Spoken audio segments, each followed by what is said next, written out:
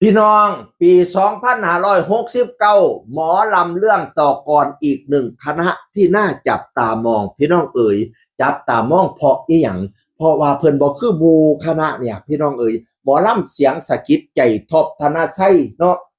ออกมาตั้งวงเนาะหลังจากแตกออกจากระเบียบก็มาอยู่สาวน้อยลำเพิ่นโซ่หาประสบการณ์ปีหนึ่งบัดนี้ก็มาตั้งคณะเจ้าของหมอลำเสียงสะกิดใจพี่น้องเอ๋ยเล่าบอกคือหมู่เนื่องจากหมอลำคณะนี้จะเน้นลำเรื่องต่อก่อนเน้นนิทานว่าต่อไป5 ทุ่มครึ่งปิ๊ะนี่คณะเฮา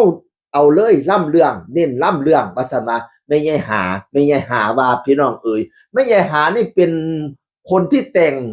กรลำให้กับคณะต่างๆนะล่ำเรื่องต่อก่อนคณะต่างๆนี่คณะเสียงอีสานกันนี่ละไม่ใช่หาเป็นคนแต่งคณะลูกทรพีซ่านเราบันเทิงศิลป์ไม่ใช่หากับเป็นคนแต่งอุ้ยคณะไหนคณะคอมเมนต์จักรพันธ์เรากัดแต่งคณะระเบียบนะบอกอุ้ยหลายคณะดูเด้อเราแต่งให้เด้ออันระบัดนี้เรากลับมาอยู่กับเสียงสะกิดใจมาเน้นลำเลียงต่อก่อนผู้เฒ่าสะอ่อนนั่งฟังหมอลำโอ้ยมาคักผู้เฒ่ามาคักได้เนี่ยได้เลี้ยงได้นิทานไปล่ำบ้านไหนผู้เฒ่าก็อยู่ฟังจนสอดแจ้งประทับใจคักเสียงเสียดสะกิดใจทบธนาไซพนาวานานะบางคนก็ว่าซุ่มเจ้าเป็นอย่างคือสวนกระแสกับคณะอื่นเขาเตยกันแตกโกซุ่มเจ้ามาเน้นน้ำเรื่องจังสิคือสวนกระแสเพื่อนบ่สิไปรอดบ่มันสิเป็นปันใดเพราะว่าสมัยซุมื้อนี้วัยรุ่นเขาบ่ฟังนิทานดิวัยรุ่นเขาเตยอย่างเดียวซุ่มเจ้าสิไปรอดบ่ไปรอดหลายคนก็จับตามองว่าหมอลำเสียงสะกิดใจจะไปรอดไม่ไปรอดจะรุ่งหรือจะล่วงจะดังหรือจะดับพี่น้องเอ๋ยกับการมาเปลี่ยนหมอลำเรื่องต่อกรที่ไม่ไปกับเพื่อนเลยเพื่อนพากันเต้ยฟ้าขาดแต่ทางนี้เน้นหมอลำเรื่องต่อกรนั่นละกะบ่รู้ว่าสิเป็นจังไดเนาะพี่น้องเนาะแต่ในความได้ใจข่อยนี่กาก็อยากให้มีแบบนี้ไว้จักคณะอยู่สืบห้อยตาว่าห้อยปูรักษาหีดรักษาห้อยไว้เนี่ยเราต้องยอมรับว่าหมอลำเรื่องเต่ากรสมัยซูเมอร์นี้เนี่ยเขาพัฒนาไปตามตลาดนิยมเต้ยกับเต้ยตามใจลูกค้าพี่น้องเอ้ยจน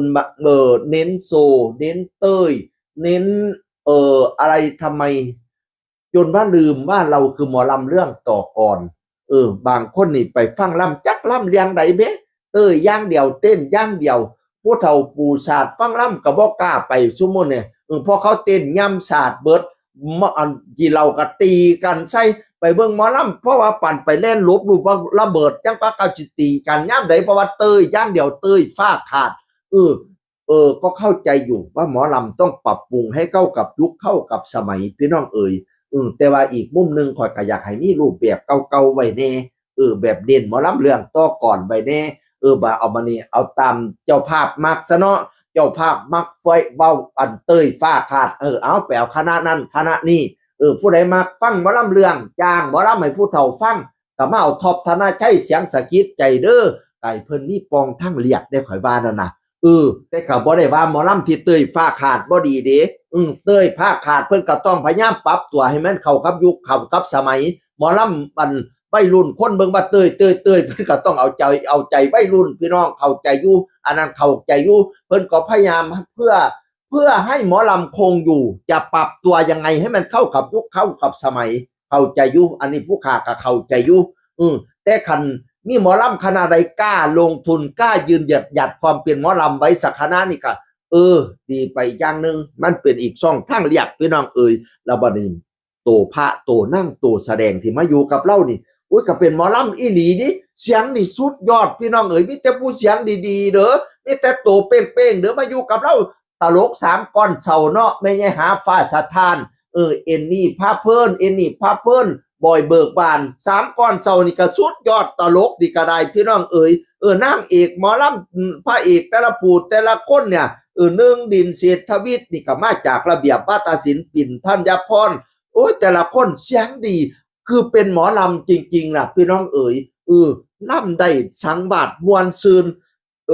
ขิมทักนพรหรือว่าจะเป็นติยาศิลารัตน์ หรือว่าจะเป็นคำแคนนัทภูมิโอ้ยพระเอกเงินล้านเด้อพระเอกคำแคนใส่สูทเผ็ดหล่อเคยได้ติดมาไล่ข้าเจ้าบ่เฮ็ดเป็นมาไล่ดิข้าเจ้าเป็นมัดโอโยมาล้านหนึงสมัยอยู่สาวน้อยลำเพิ่นโซ่น่ะโถรอพี่น้องเอ่ยแล้วก็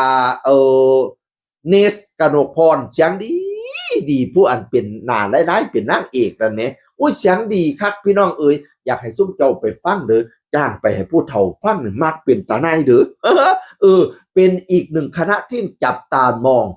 ที่เน้นหมอลำเรื่องกับบ่แม่นว่าเพิ่นสิบ่เตยเด้อเพิ่นเตยอยู่แต่ว่ากับเพิ่นเน้นทั้งล่ำให้ผู้เฒ่าได้ฟังล่ำฟังนิทานพี่น้องเอ๋ย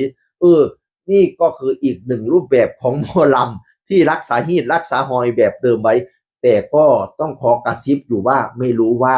จะดังหรือจะดับจะรอดหรือจะล่วงเราก็มาลุ้นต่อไปเนาะก็เป็นกำลังใจให้เสียงสะกิดใจท็อปธนาชัยก็ในลึกๆก็อยากให้มีหมอลำแบบนี้ยืนหยัดไว้สักคณะหน่อยพี่น้องเอ๋ย